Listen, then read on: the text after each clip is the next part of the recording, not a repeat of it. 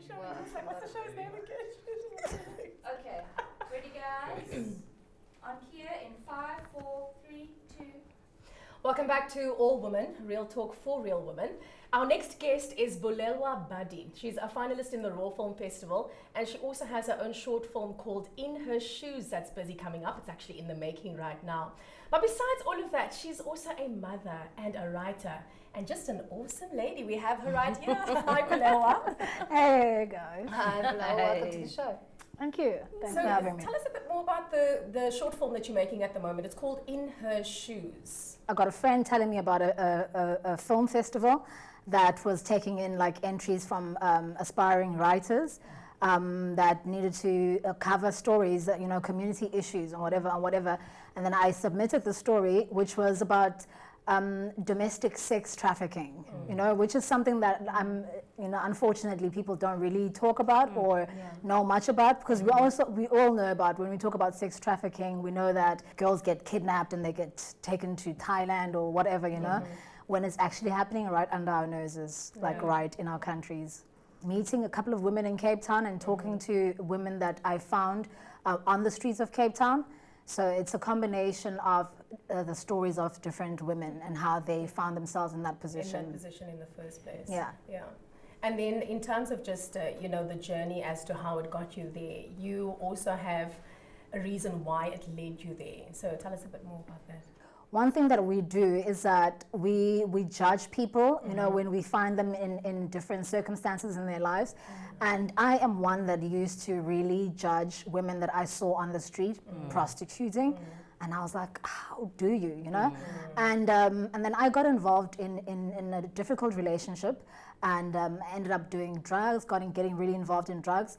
And on that journey, you know, I found myself, surrounded by women that were on the street, and it could have easily been me, you know.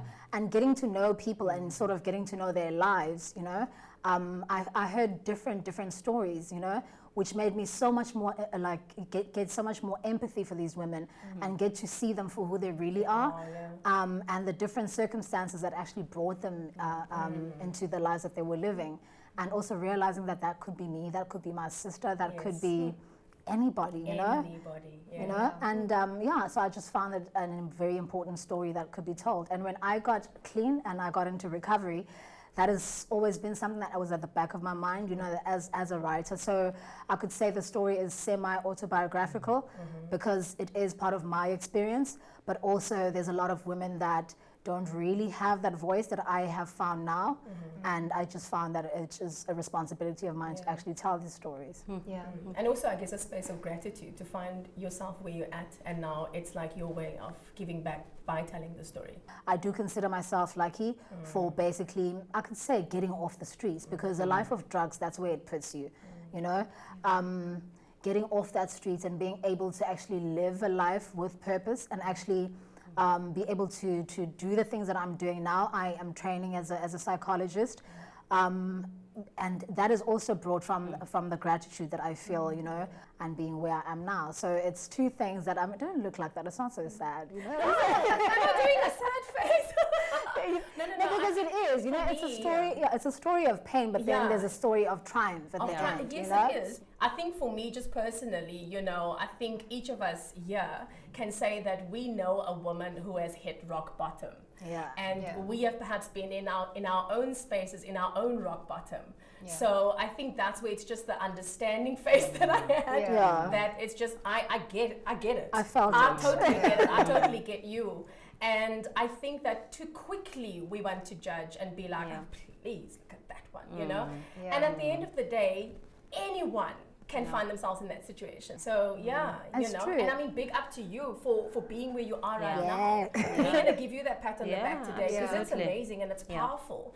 And you're taking from this and you're spreading it out there, and that is what we need right now. We need more people like you. One thing that I've noticed, like, you know, meeting the different women that I met in that dark place where I was, is I noticed there's like a thread, you know, that ran through all of our stories, which is one of like looking for approval, looking for acceptance, looking for love outside of ourselves and not really getting it. And then because we're taught to endure you know. I mean, I would know, like in my culture, you know, a woman is, you know, we're like professional sufferers, you know. Yeah, sure. Oh my goodness, that's actually professional sufferers, yeah. You know, you're gonna endure. It's gonna be alright. You know, it's about right.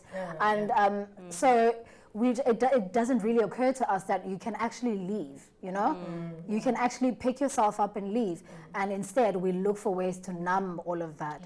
And that's how I found myself, you know, so deep in drugs and alcohol, because I was in a relationship like that, and you know, I had the voice of my grandmother and all the women that are saying, you know, you need to endure. It will get better.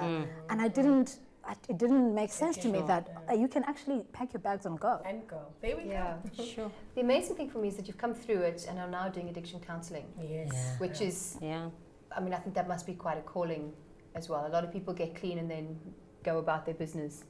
You know, you've come back to really, really help the people who are in the same situation that you were. What called me to that, you know, is another thing is that I'm a township girl, you know, and I know there's a lot of people that even when I was growing up, I had seen maybe struggling with alcoholism, and you know, we looked at them like, this one is, you know, I mean, I would even hear that this one is bewitched, you know, so we just forget about them, their life, there's no more purpose in their life. And then finding myself, and even in my family, you know, I've seen that, and I never knew that, you know, this is actually an illness. It's only when it happened to me, or when I found myself, you know, living a life of drug addiction, of alcohol addiction, and finding a way out of that, and realizing this is actually an illness. It really never dawned on me. And then so going back to the township where I grew up and seeing the same thing going on, I felt like, you know, this is a responsibility that I have, because I know the people that I talk to there don't really know that there's actually help for addiction. How did you go about getting help? Did you, because I mean, a lot of people don't have rehab as an option. Rehab is not really an option for a lot of people, because the rehabs are really quite expensive, and the ones that are provided by the government, they are extremely long waiting lists. So if you are in a desperate position and you really need help now, you might find, you go to the Department of Social Services, you might find yourself waiting for about like another 5 months. That means you have another 5 months to continue killing yourself. And to change your mind about getting help. That's the thing, you know. So I consider myself really, really lucky in the sense that I met someone who is now my partner, who he's from Europe, and he, like, you know, he told me that, you know, there's like, you know, these 12-step groups and all of that, and I was like, what are you talking about? Program. And he's like, no, I'm sure they're all over the world. I'm sure they're here too. And then I went to one of the 12-step support group meetings, and I was like, this is really weird. This is like some cult, and these people are way too happy for my liking. You know, this is just not normal. You know? And then I heard, and then I kept on going back, because you know, the weird people there, they tell you keep coming back. You know, and then I kept on going back, and then there was an amazing woman who wrote a book, a novelist, a South African novelist, that wrote a book that I had read, you know, in the time of my darkness, and she was there celebrating, you know, I think 20 years of recovery. And I just started bawling, because I was like, this is one of the books I read when I was like battling with this demon. And she was there, and I was like, and her story resonated so much with me, and I was like, okay, I can ignore all the other weirdos in here, and if I can identify with this woman, and it worked for her, she hasn't touched a drug or a drink in 20 years, you know, then it's possible for me too. The fact that I, being a township girl, growing up in the city of Johannesburg, still didn't know about this, you know, so I'm thinking about the people that haven't really left the township, or even in the rural areas that are struggling with the same thing, that don't know about this.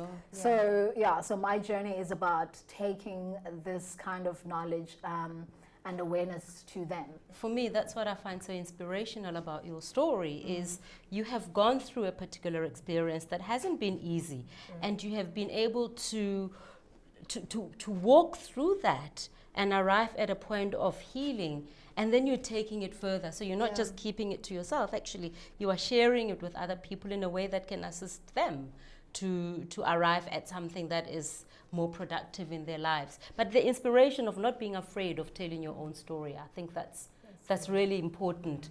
And taking it further into a film even. And the film itself is inspired by your story, but it's fiction. It's fictional. It's a fiction piece. Yeah, it's fictional, you know, but why I say it's semi-autobiographical in the sense that it's about, you know, real women that I actually met. So their stories are what inspired me to actually write about, you know, this girl, because it's about a girl called Nzigi. She's from the township, from Kailicha, you know, raised by a single mother, meets a guy, you know, who sweeps her off her feet,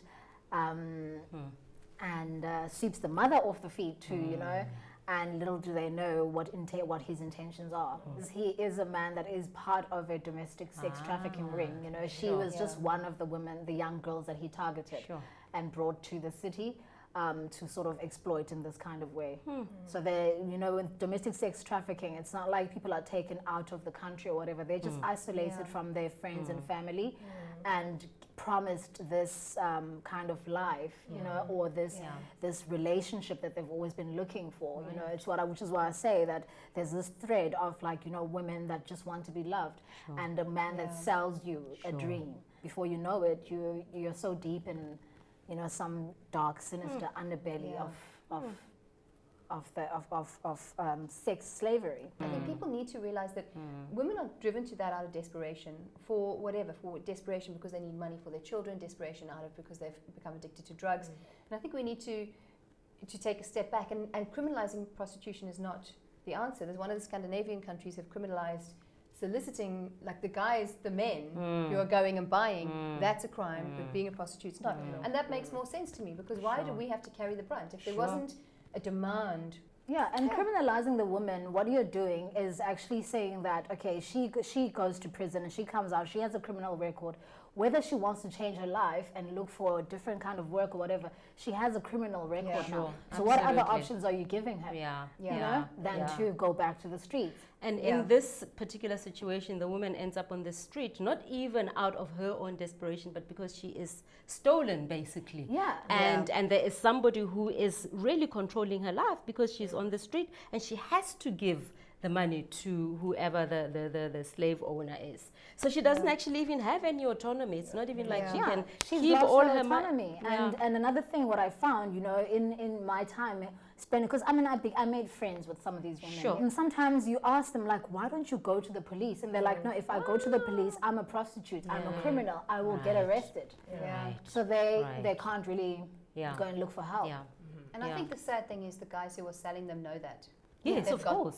Yes, that's part of their modus operandi. So how was it when you started with production on the film? How was it to see your story, the story that you would put together, come alive, and to hear the lines being spoken by the characters? Yeah, it was quite a complex kind of thing. You know, it was a beautiful thing to see, and it was also very painful for me because I was seeing, how can I say, that there was an actress who didn't really have to live this life, and she was breathing life into, you know, these women. She was, and the actor was they were breathing life into people that we pass on the street without even giving them a second look, you know?